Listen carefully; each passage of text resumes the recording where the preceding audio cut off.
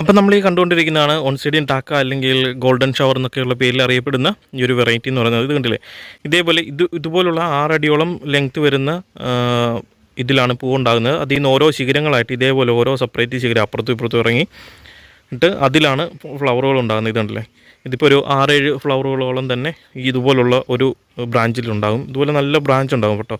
6 അടിയോളം ഒരു കുഴപ്പമില്ലാതെ തണ്ടൊന്നും മുറിഞ്ഞോ അല്ലെങ്കിൽ ഏറ്റവും ടോപ്പൊന്നും മുറിഞ്ഞു പോകാതെ അല്ല പ്രാണിയൊന്നും കട്ട് ചെയ്ത് കിടക്കുവാണെങ്കിൽ 6 അടിയോളം ലെങ്ത് വയ്ക്കും ഈ ഒരു മെയിൻ സ്റ്റമ്പ്. അതിൽ നിന്ന് ബ്രാഞ്ചുകൾ പൊട്ടി ഇതേപോലെ നമ്മുടെ ഡാൻസിങ് ലേഡി പോലത്തെ ഷേപ്പിൽ ഉണ്ടാകുന്ന ഫ്ലവറാണ് ഇതിൻ്റെ ഏറ്റവും വലിയ പ്രത്യേകത. ഇതുണ്ടല്ലേ, ഈ ഒരു ചെടിയാണ് ഇത്. കണ്ടില്ലേ, നമ്മുടെ ഡാൻസിങ് ലേഡിയുടെ ഇലകളോടും കാര്യങ്ങളോടൊക്കെ സെയിമാണ്. അതിനൊക്കെ കുറച്ചുകൂടി കരുത്തും അതേപോലെ കുറച്ച് ഹൈറ്റും കൂടി ഇലകൾക്കുണ്ട്, അല്ലെങ്കിൽ കുറച്ചുകൂടി വീതി ഉണ്ടെന്ന് മാത്രമേ ഉള്ളൂ ഇലകളുടെ വ്യത്യാസം എന്ന് പറയുന്നത്. ഇത് കണ്ടില്ലേ, ഇതേപോലെ മറിഞ്ഞിട്ടുണ്ട്, ഇതുപോലെ കുലകളായിട്ടുണ്ടാകും.